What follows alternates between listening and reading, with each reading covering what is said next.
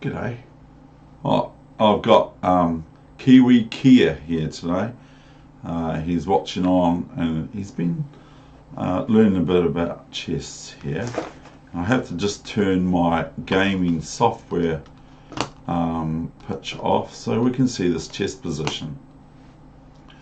So today I'd like to address weaknesses in chess. Now, one of the weaknesses can be just something you can't do anything about, and that is what to do when you get tired and you're in a chess tournament and you've got to play 5-6 rounds or even 8 in one day.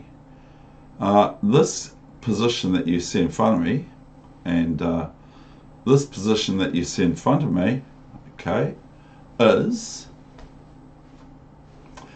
this position that you see in front of you is the position that I had in the Winter Rapid round 5 on board 1, that I was on board 1 the whole tournament.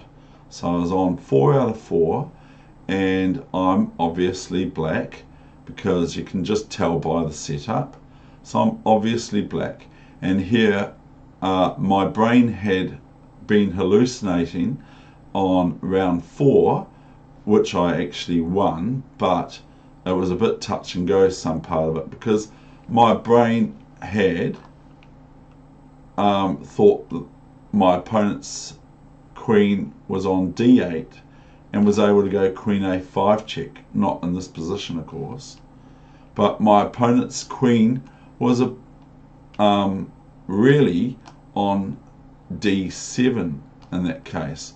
And so in round 4 I had hallucinated, and so my brain was turning sort of like what I would call to custard. So here I've got this position in round 5, and clearly if I put the engine on here, even after I make mistakes, the engine is going to say that black is in a 1 position, I believe. I might actually do that just for the exercise. So I'll just turn the engine, I will turn Kibitzer on, and so I'll just turn Fritz 11 on, or even Fritz 6 or Crafty 20. Okay, so I'll just turn that on, and it says in you can see that it says advantage black to the point of minus 0.75 in black's favour. Okay, so I'll just turn the engine back off again. I could leave it off, on. So we go back to the program, do we? It's stopped, but it's still showing. So I'll just move. Oh, it has a voice, isn't it? I've asked it to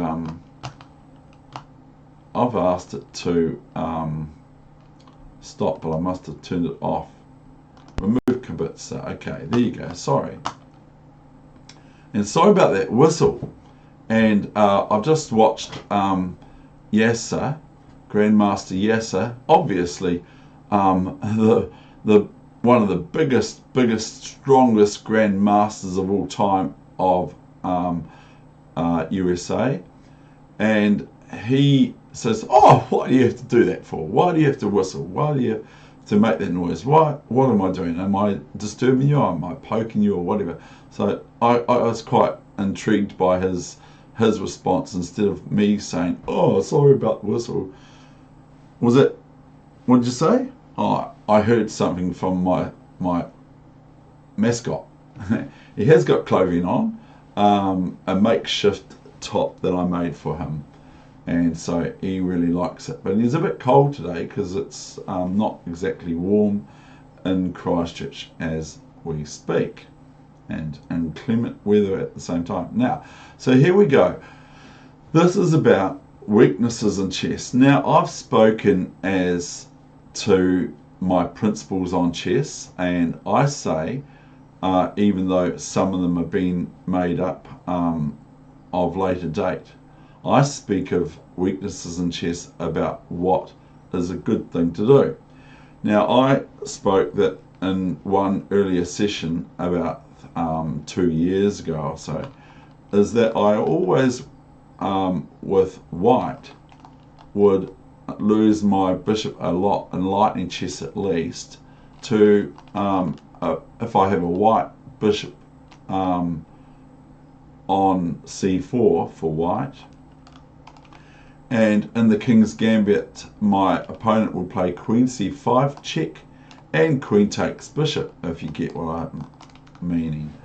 And so I decided to put myself on what we can call, as nannies would call it, or the nanny show would call it, the timeout mat.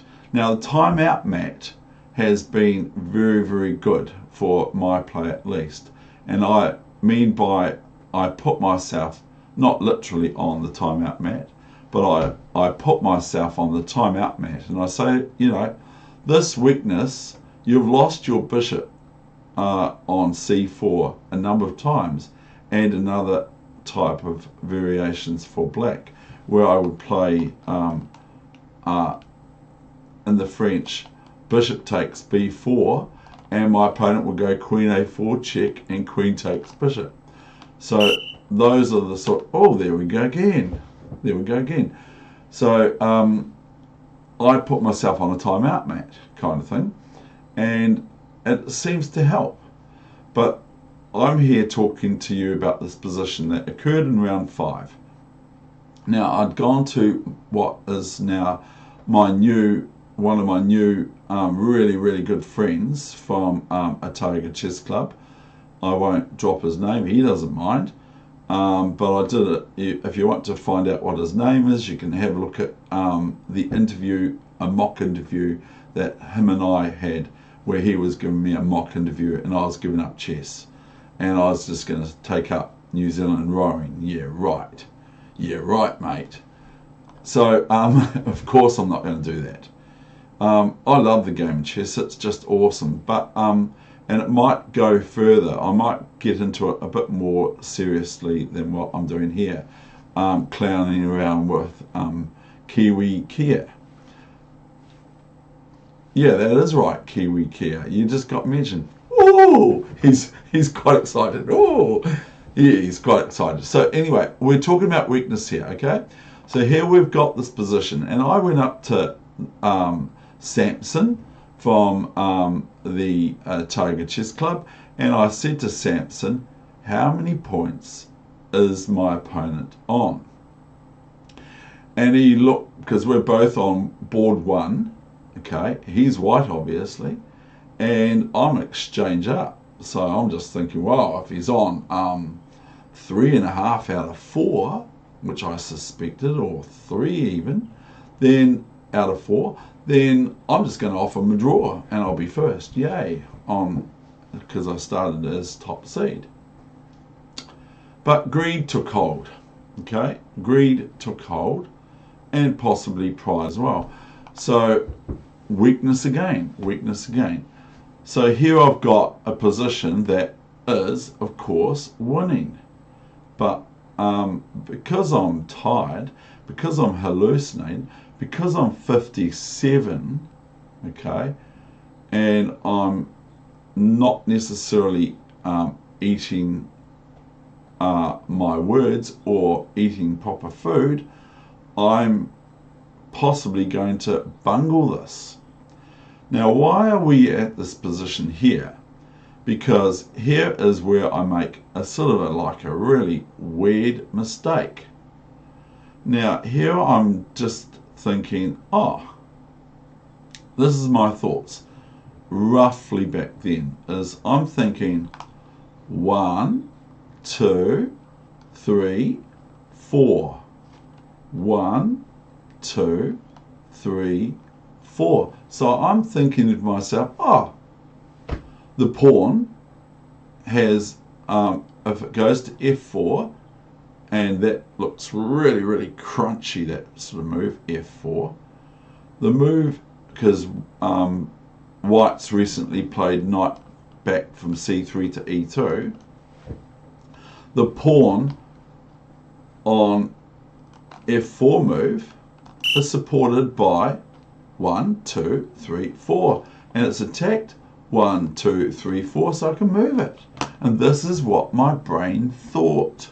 My brain thought that it's able to be moved, but I'm clearly a whole exchange up in this position. Now, if black was met with moves like Queen A5 or A4 before, because they've just moved from Queen C2 to C3, then I would just play A6, and sooner or later, these pawns, even if Yasser was looking at this position, sooner or later, these pawns are going to march even at least on the queen side, because I just have to arrange my pieces so I can go rook E8 and queen F8 and queen E7, and if I want to, I can play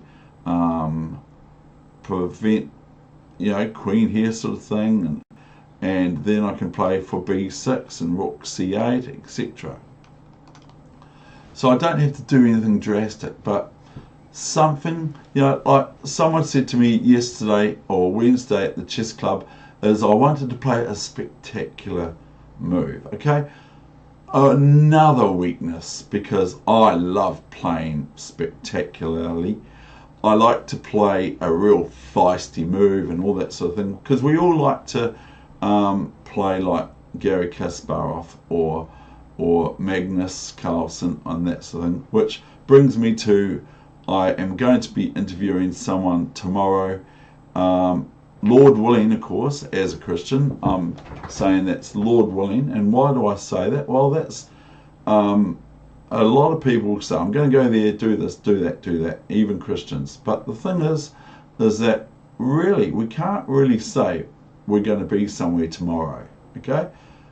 Even though we can plan it and all that sort of thing, there's nothing wrong with planning it. But we can't literally say, even as people that don't believe in a God, we can't really say, I'm going to be there definitely, because something might happen. I might have a heart attack, I might have an accident, someone might beat me up, and I might end up in hospital or something like that. So a lot of the times Christians will say Lord willing, but that doesn't mean that the Lord wills it in the first place. That we might just say Lord willing, but mean it sort of like whatever. The thing is that he, if true, does not think, oh yeah, I'll let this happen or I won't let it happen, sort of thing. So that's not how it works.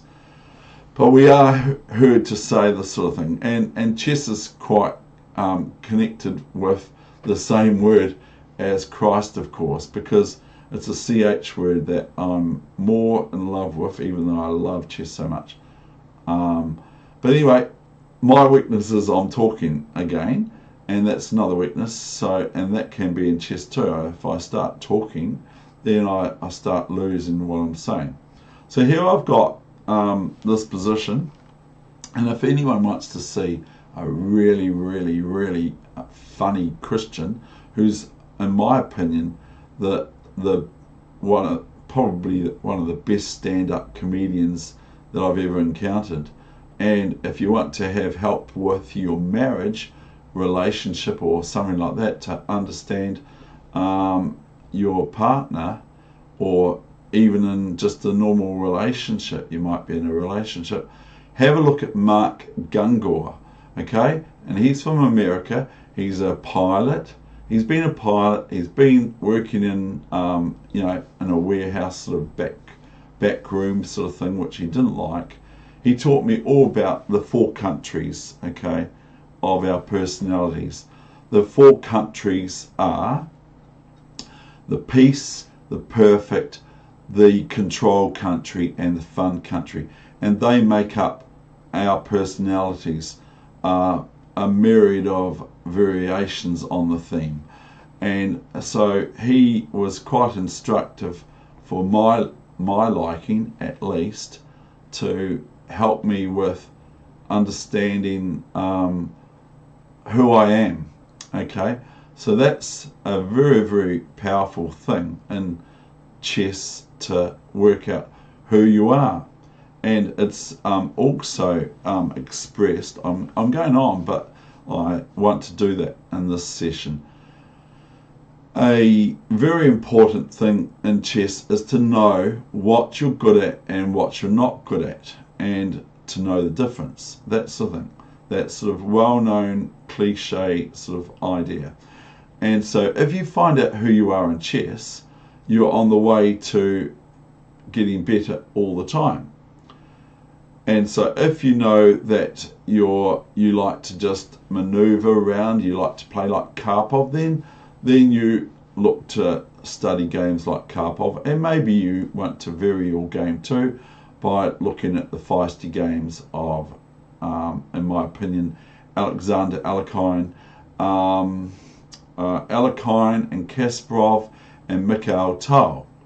But if so, that it brings to the fore your strengths. So what your strengths are, but you also need to know what your weaknesses are. And it's a lifetime achievement to reach that pinnacle of knowing, and it's almost unable to be met. You cannot even get to iron out all your weaknesses. Sometimes we just have to realize that that's a weakness that we can't do anything about, like aging. Okay, so here we've got this position, and so what did I play? Yes, you guessed it, I thought 4 on it. Okay, 4 on it, 4 defending it. So I thought I could just play this move, F4. Little did I take into consideration at all in my tiredness and that sort of thing was the move EF4, and I thought, oh, hang on a second, and then he just takes this with his knight, and then I've just given him a strong outpost for his knight on F4, and it's attacking my bishop, and my position has just gone. We will now see what the engine says about the position now. Guess what? It's now turned into, much to my surprise, because I haven't even checked this, my position has gone from 0.75 in black's favour. Now it's actually in white's, possibly black's favour still, and the computer is giving rook f4 and it's saying it's equal. Now I should just, because I found out, sorry, I forgot to say, I found out that my opponent was indeed on 4 out of 4. So earlier. So here, my opponent is in what is deemed to be equal position according to Fritz 11's engine. And Fritz 11 goes rook f4. So maybe that would be the best line, but then I'm going to be left with a bad white squared bishop comparative to white's better white squared bishop. So here we've got this weakness of tiredness and other things that play a part, and not eating properly, which is I didn't have proper food this day, and it sounds like I'm making excuses, and I am, but at the same time I will show you the resulting play. I will turn the engine off, well, I could leave it on actually. A6, Queen C1. Now I play a wee tricky move. I play Queen G5, because of course black will not be met by Knight E6, because that's going to lose white's queen. I'm sure everyone can see that, because I just go rook F1 check, and whatever white does, they're going to lose their queen for a bishop or so, if black even loses anything. So here we go. I played a wee tricky move, like just, hoping my opponent will go, oh snap, 96. So here I should just offer him a draw and he would accept it. I know that for sure. So he goes Queen D1 and I go Bishop G4, still quite okay. Queen E1 and then I play Bishop C8. Rook F2 and H5. Now the computer's saying it's in white's favour and equal at 23. E6. And here I looked earlier and the computer gives Rook G7 and Mark Gungor's name is exactly how it sort of sounds. I found my brother quite likes Mark Gungor too, which is quite a coincidence, I suppose. So his name is Mark Gungor, which is Gungor. Check him out. He's really, really funny, especially his marriage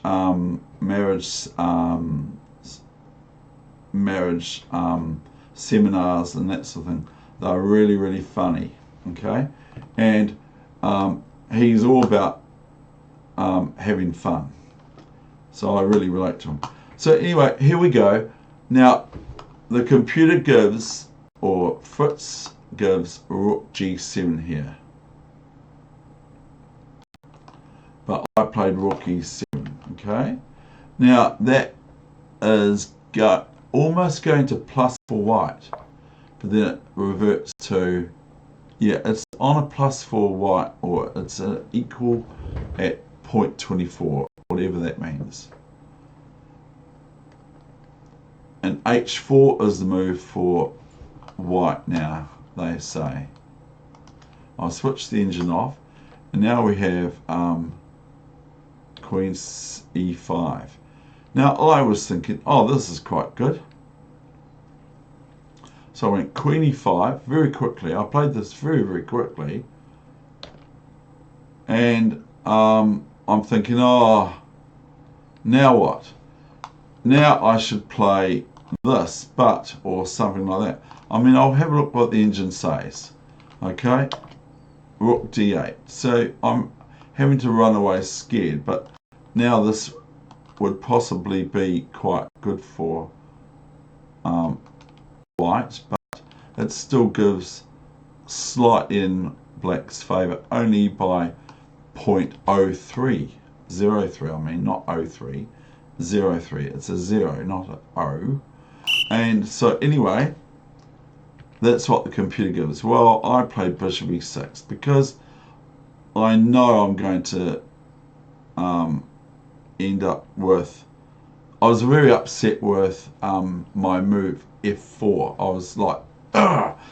So knight G6, and I know that after Rook F2, not check, knight E7, King F7, King F2, King E7. Now, here is equal. Probably maybe even better for my play or my position, because I'm just going to go pawn here and pawns here, etc. and D4 when it's available to me. So I can just about go have a whole bash of pawns on C5 and B5. I'm sure that would have upset white considerably, but tiredness played a big part, and I ended up in a position that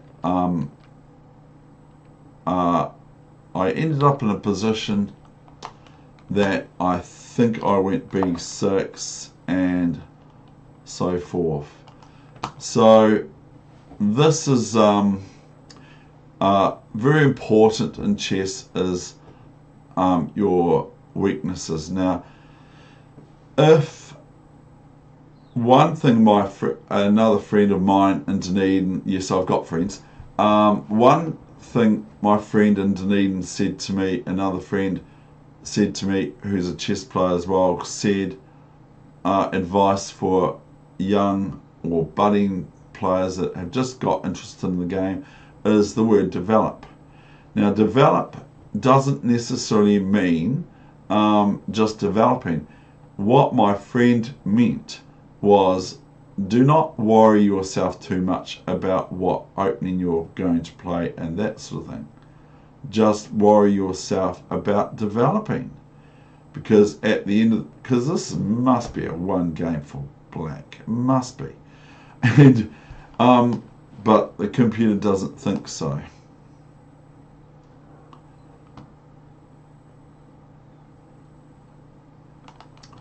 So the develop. So he says, after E4, C5, we'll show you. I'll turn this off.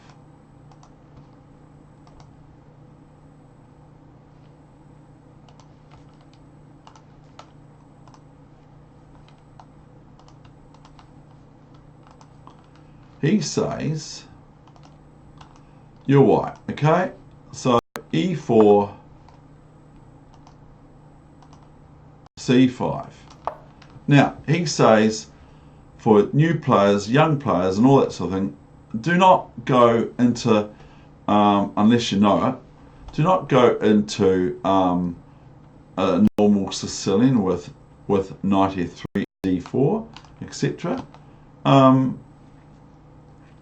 Leave the pawn on C5. So simple things like that. So just develop, and then later look to what sort of openings you prefer, and only play the opening and do not play the middle game in the opening. Don't play the middle game in the opening, as a lot of people, including myself, can lose often via the opening because we play the middle game too soon. And if that's the advice from the great grandmasters, then it must be correct. So for world champions and all that sort of stuff, and Susan Polgar, grandmaster, woman grandmaster and that sort of thing, world champion, Susan Polgar is saying to develop first and not go for the scholar's mate, although you can try. And so I'm going to end the session. I'm just going to see what else I've got written here. So I'm going to end the session very shortly. And thank you for your time. This has been primarily about weaknesses. So when you have a weakness, go on about it at yourself. I know one can say that I haven't got a weakness in chess. That's a weakness in itself, of course, because it's pride, but it's also good to have confidence. But you might say, I haven't got a weakness in chess, but yes, I have. I do have a weakness. I'm addicted to chess. And so I'm going to end it with that. And so thank you very much for watching this session on a little bit off the cuff. And thanks, Kiwi Kia. Yes, thank you.